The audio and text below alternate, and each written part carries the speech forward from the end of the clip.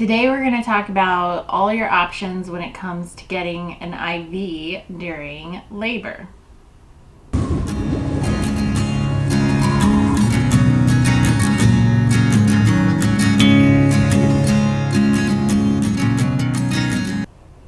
So this is something we always talk about in the hypnobirthing classes as well. And moms always want to know what are their options when it comes to IVs. And do you have to get the IV? What's up with the IV fluid?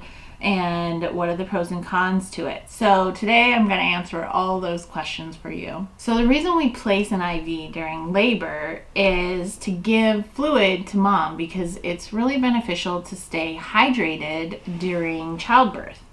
I always tell my moms in hypnobirthing class to go and watch a hypnobirthing birth video. And if you haven't watched one yet, I highly suggest that you just do a little search on YouTube for hypnobirthing birth videos and check some out. But it's always super shocking and hilarious to watch for me as the teacher in class because most women are totally shocked by what they see. Because during hypnobirthing birth videos, most of the time the moms look like they're sleeping through labor. And that's not an exaggeration, and it's not fake. I've experienced it for myself, and it's a beautiful, amazing thing.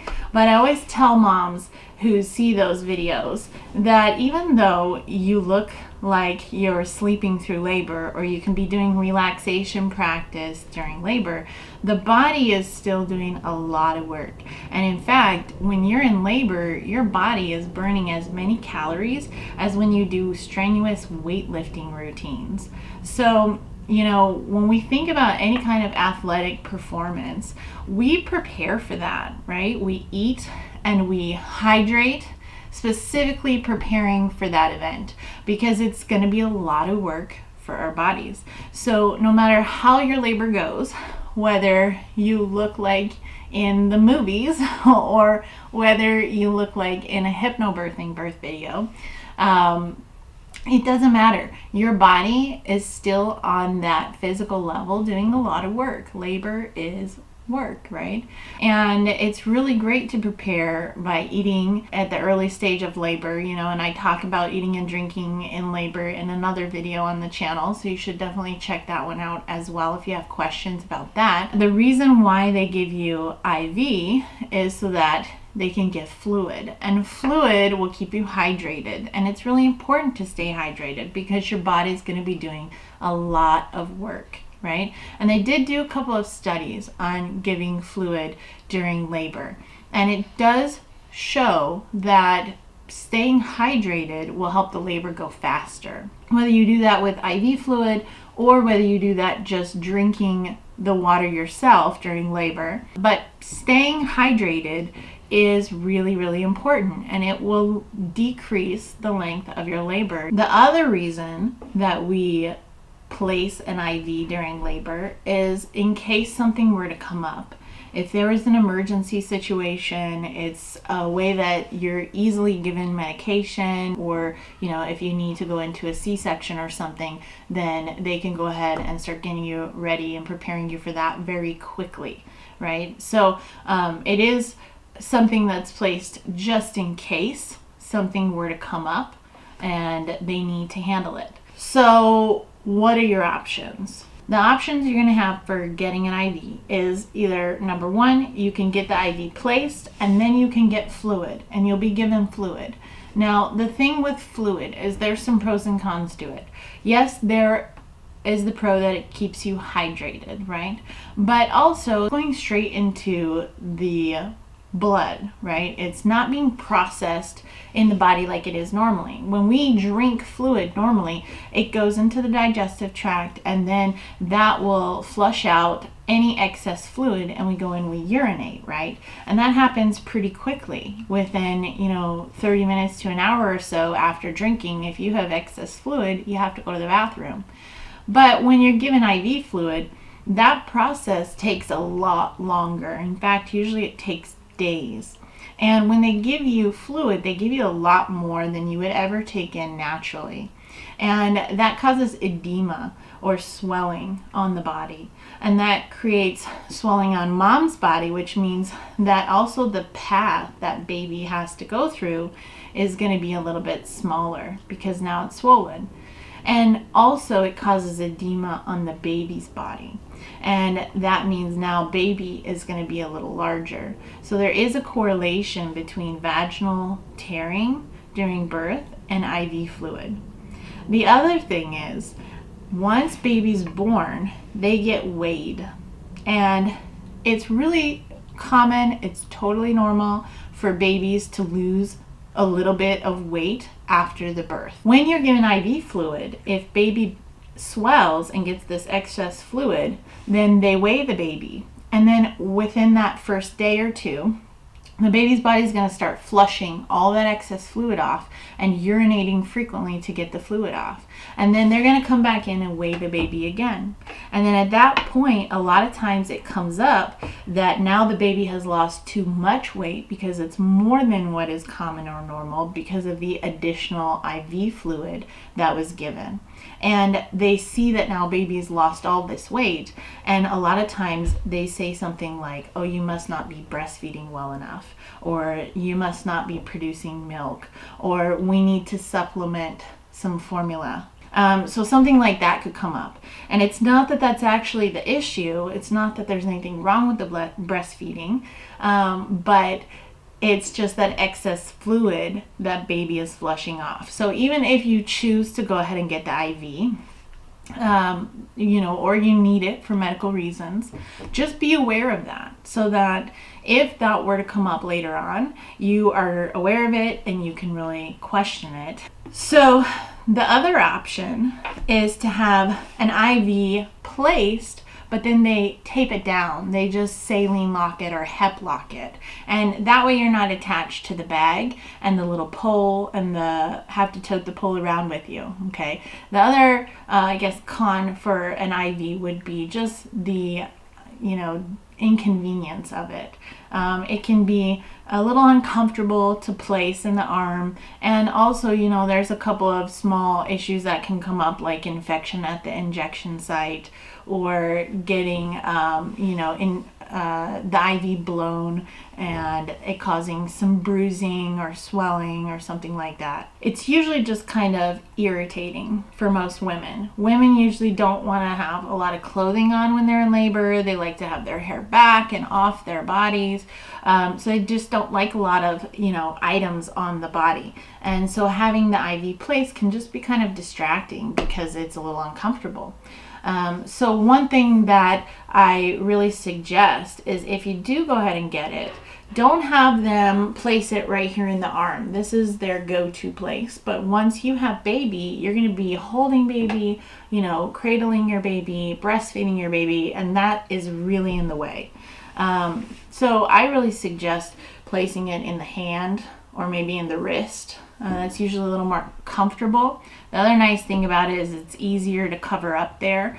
If you get into the tub or the shower, anywhere that there's going to be water, they're going to have to cover it up and make it waterproof so that it doesn't get wet. And then when you get out, they take that off for you. So that's another part that can be a little distracting, is getting in and out of the water is going to take a little bit of preparation. A hep lock IV is a really nice compromise, especially if your provider is saying something like, well, I just really want to be able to give you medication in case something were to happen. Right? So that way you're not getting the fluid, you're still just able to take in fluid naturally as you feel fit. And if you're doing that, what I really recommend is for the partners to take charge on that one. Okay, so the partners are just going to get a big cup. They usually give you one when you get to the hospital full of water, and then ever so often, every couple of Then ever so often, maybe every half an hour to an hour or so, you take the cup and you just put it right in mom's face and say, here, take a drink of water. And then her body will tell her how much water she needs. Either she'll take a little sip because that's all she needs, or she'll just drink the whole thing. So she should follow what her body is telling her to do. But you should be frequently reminding her to drink fluid to stay hydrated. The other thing is, the uterus and the baby sit right on top of the bladder, which is why you have to pee every 5 minutes, right? But during labor, that means that if the bladder fills, it can actually hold the baby back and it can slow the labor down. So one other really important thing for the partner to do is make sure to encourage mom to be emptying the bladder frequently. So going to the bathroom and urinating, every hour to 2 hours, depending on how much fluid she's drinking. But really encouraging her to do that, because that can actually slow the labor down.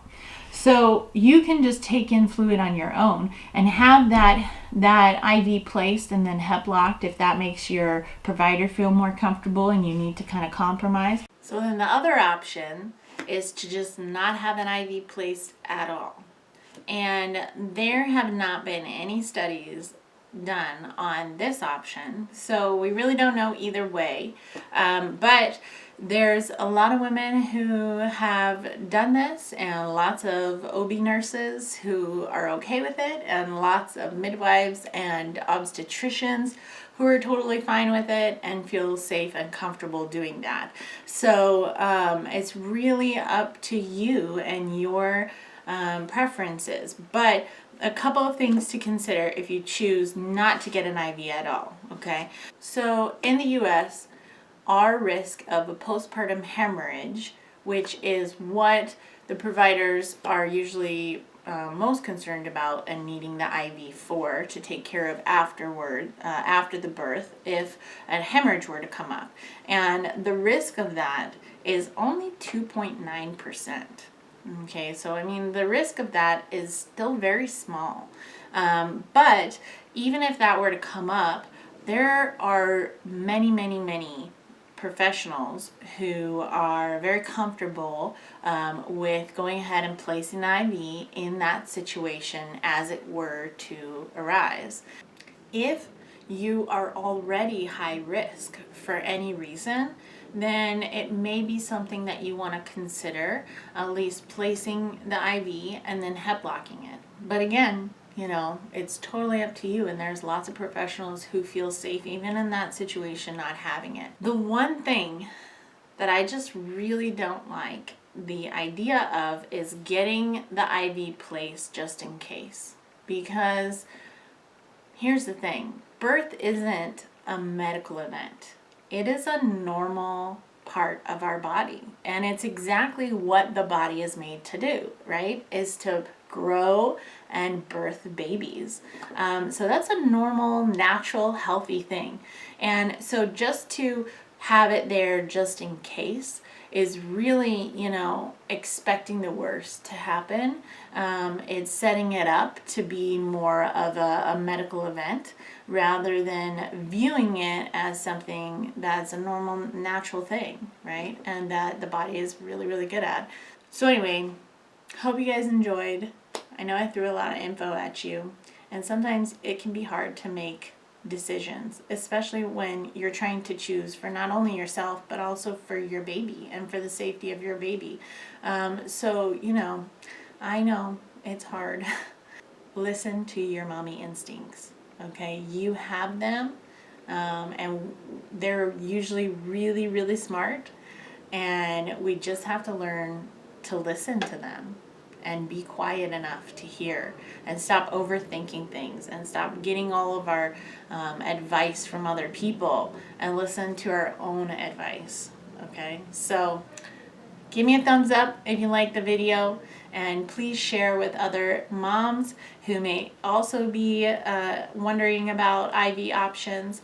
And please comment below if you have any questions about it. I'm happy to answer. I try to really answer all my comments and get back with you guys. And sorry that the channel has been so quiet lately. I have been making a new website for you guys. I am doing more hypnobirthing classes because now I have hired another teacher for organic birthing, so you guys have even more options. I'm doing an online childbirth class now, so if you're not local and you want to take a childbirth class that's online, definitely go to the website and check it out. There's a link in the description box below. And I'm doing phone consultation. So that's the other option that you have as somebody who's not here in Phoenix, or maybe you just can't make it to a class, but I can do a consult with you over the phone. We can answer questions that you have specifically, or just plan out your entire birth, because I have a package for that as well. So take care, guys. See you next time.